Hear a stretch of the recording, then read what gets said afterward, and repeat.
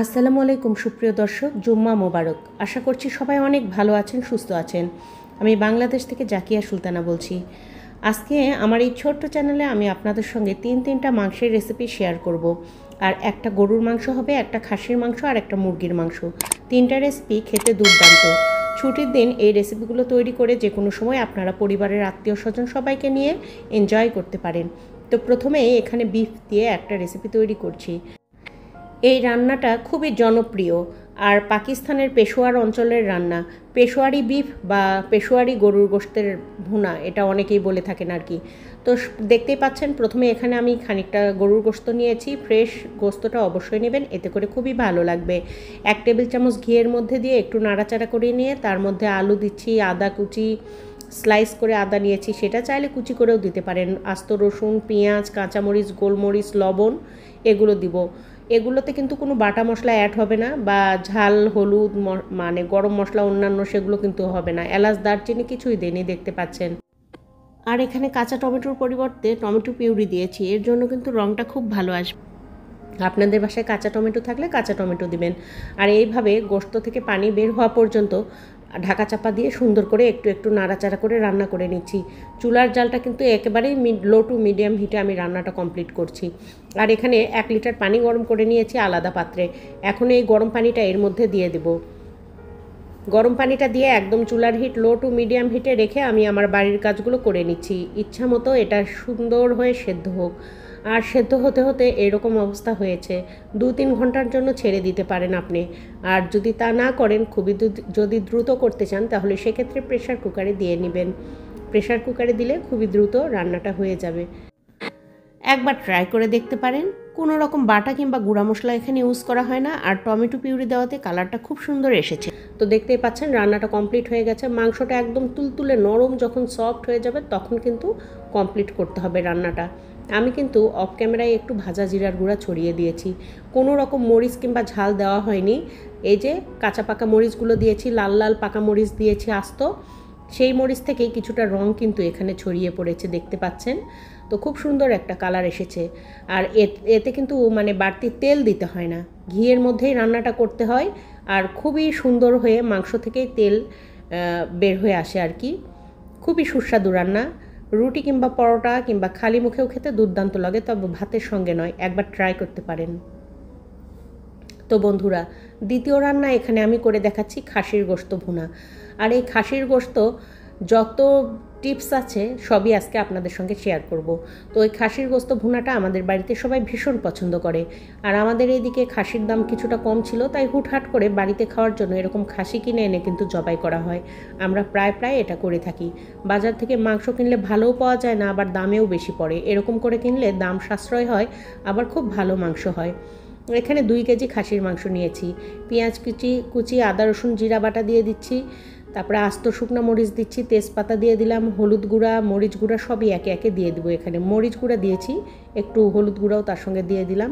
আর এখানে জয়ফল, জয়ত্রী, কালো সাদা গোলমরিচ, সাদা এলাচ, কালো এলাচ, লং, দারচিনি, বস, এই যে এগুলো একটু থেতো করে নেব। স্টার মশলা 2টা পাপড়ি নিয়েছি, আস্ত জিরা নিয়েছি, সব কিছু সুন্দর করে দিয়ে দিচ্ছি। যে মশলাগুলো একটু থেতো করে নেব ফ্লেভারফুল হবে বলে, সেগুলো হালকা হাতে হামানদস্তানে থেতো করে নিয়েছি। এখন খুব সুন্দর করে কুকিং অয়েল দিয়ে এগুলো মাখিয়ে নিচ্ছি। তো বন্ধুরা, এতক্ষণও যারা আমার সঙ্গেই আছেন, আমার চ্যানেলটি সাবস্ক্রাইব করে দিয়ে পাশে থাকা বেল আইকনটি বাজিয়ে অল অপশনে একটা ক্লিক দিয়ে দিতে পারেন। আর আমার রেসিপিগুলো আপনাদের কেমন লাগে সেটা কিন্তু কমেন্টে জানাতে পারেন। আর রেসিপি ভালো লাগলে একটা লাইক দিতে যেন ভুলবেন না, প্লিজ বন্ধুরা। তো বন্ধুরা, দেখতেই পাচ্ছেন আমি পরিমাণ মতো পানি দিয়েছি। প্রথম অবস্থায় কিন্তু খুব বেশি পানি দেইনি, অল্প একটু 1 কফি মগের মতো একটু পানি দিয়েছি, ওই আর কি। আপনারা আন্দাজ মতো দিবেন। দিয়ে ওপেন করে, এটা ঢাকনা ছাড়াই ওপেন করে কিন্তু রান্নাটা করতে হবে। ওপেন করে এই জন্য রান্না করব যে খাসির মাংসের মধ্যে কিন্তু একটা স্মেল থাকে আলাদা, সেটা কিন্তু মাংসের মধ্যে বসে যায় ঢাকনা দিয়ে ঢেকে রান্না করলে। প্রথম অবস্থায় কষানোর সময় অবশ্যই ওপেন করে এটা ভালোভাবে কষিয়ে নেবেন, তাহলে কিন্তু স্মেলটা থাকে না, খুবই সুস্বাদু হয়। মাটন ভুনাটা এইভাবে করে দেখবেন একবার। তারপরে আপনি ঢাকা চাপা দিয়ে সেদ্ধ করে নিতেই পারেন, তাতে কোনো প্রবলেম নেই।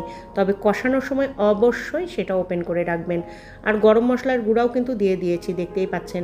এখন কষিয়ে নেওয়া হয়ে গেছে। আবারও সুন্দর করে একটু গরম পানি দিচ্ছি, অবশ্যই ঠান্ডা পানি দিবেন না। মাংস রান্না করতে করতে ঠান্ডা পানি অ্যাড করে দিলে কুকিং প্রসেসটা কিছুক্ষণের জন্য কিন্তু অফ হয়ে যায়, আর সেক্ষেত্রে মাংসটা খেতেও বেশ ভালো লাগে না। অবশ্যই গরম পানি অ্যাড করবেন, এতে কুকিং প্রসেসটা অন থাকে আর খেতে খুবই ভালো হয়, সুস্বাদু হয়, রান্নাটাও দ্রুত হয়।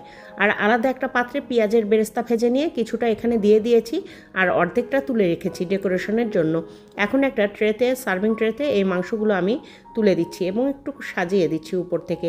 দেখতেই পাচ্ছেন কাঁচা পাকা মরিচ, যেগুলো মাংসের সঙ্গে শুকনো মরিচ দেওয়া ছিল, উপর থেকে আর কি যেটা পেয়েছি হাতের কাছে দিয়েছি, আর ভাজা পেঁয়াজের বেরেস্তা তার উপর দিয়ে ছড়িয়ে দিলাম।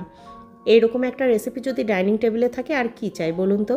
শুক্রবার ছুটির দিন হোক কিংবা কোনো আয়োজনে অসম্ভব মজার এই রেসিপি। অবশ্যই এভাবে খাসির মাংস ভুনাটা একবার ট্রাই করতে পারেন। তো বন্ধুরা, চলে এসেছি তৃতীয় রেসিপিতে। এখন রান্না করে দেখাবো দেশি মুরগির মাংস। আর এই দেশি মুরগিটা 1 কেজি ওজনের ছিল, কেটে ধুয়ে বেছে যেটুকু হয়েছে আর কি, তো সেটুকুই আমি নিয়েছি আর সেটা আপনাদেরকে দেখাচ্ছি। আজকে আমি হাতে মাখা মুরগির মাংস রান্না করে দেখাবো।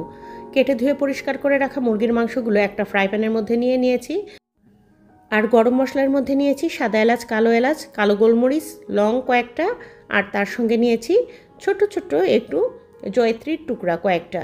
সব কিছু মিলে এখানে দিয়ে দিলাম। আর এলাচগুলো কিন্তু আমি থেতো করে নিই, গোলমরিচ এলাচ থেতো করে নিলে ফ্লেভারটা বেশি হয়। 1 মুঠ পেঁয়াজ কুচি দিয়ে দিলাম, 2টা আস্ত রসুন দিয়ে দিলাম আর কি তার সঙ্গে। আর তার সঙ্গে আমি এখানে দিয়ে দিব অন্যান্য মশলাগুলো। তার মধ্যে থাকছে, এখানে প্রথমেই দিয়ে দিচ্ছি লবণ, পরিমাণ মতো লবণ দিয়ে দিতে হবে, এটা অবশ্যই আপনাদের নিজস্ব টেস্ট অনুযায়ী দিবেন। আর আদা রসুন জিরা বাটা দিয়ে দিচ্ছি তার সঙ্গে আমি এখানে দিয়ে দেব মরিচ গুঁড়া,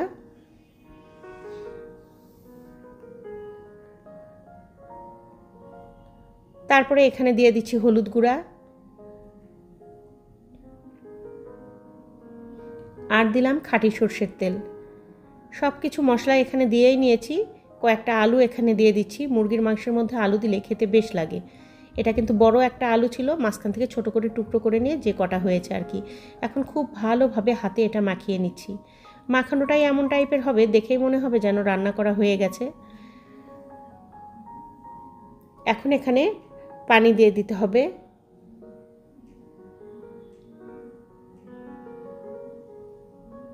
আর পানি দেওয়ার আগে অবশ্যই ভালোভাবে মাখিয়ে নেবেন, এতে করে মুরগির মাংসের মধ্যে ভালোভাবে মশলা ঢুকে যাবে আর খেতে বেশি সুস্বাদু হবে।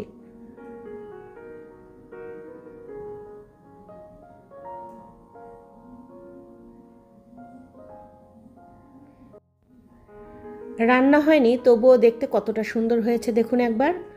এখন আমি এটা চুলায় চাপিয়ে দিয়েছি ঢাকনা সহ, আর খুব ভালোভাবে এটা বলক তুলে ভালোভাবে কষিয়ে নিচ্ছি। কষানোতে কখনোই কার্পণ্য করা যাবে না, কষাতে কষাতে এই পানিটা কমে যাবে একদম। আর মুরগির মাংসটা যখন সেদ্ধ হয়ে যাবে তখন কষানো বন্ধ করতে হবে। যেহেতু দেশি মুরগির মাংস সেদ্ধ হতে একটু সময় লাগে, আর আস্ত রসুনগুলোও অনেক লোভনীয় লাগছিল।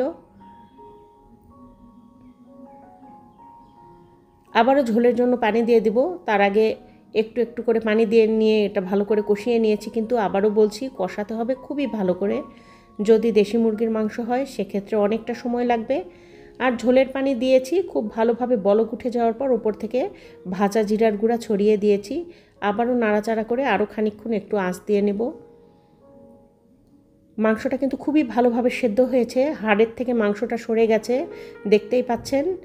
তখন বুঝতে হবে মুরগির মাংসটা পারফেক্ট রান্না হয়েছে। আর চুলার জালটা অফ করে দিয়েছি, দেখুন কতটা আকর্ষণীয় লাগছে। একটুখানি সাদা ভাত অথবা সাদা পোলাওয়ের সঙ্গে জুড়ি মেলা ভাড়ের রুটি কিংবা পরোটাতেও লাগবে দুর্দান্ত। আর নান হলে তো কথাই নেই। তো বন্ধুরা, এই ছিল আজকের 3টা রেসিপি ভালো লাগলে চ্যানেলের সাথেই থাকবেন, সেই সঙ্গে সাবস্ক্রাইব করে রাখবেন, পাশে থাকা বেল আইকনটি অবশ্যই বাজিয়ে দিবেন, এতে করে আমার সকল ভিডিও আপনার কাছে পৌঁছে যাবে। সবাই ভালো থাকবেন, সুস্থ থাকবেন। আজকে বিদায় নিচ্ছি। আল্লাহ হাফেজ। আসসালামু আলাইকুম।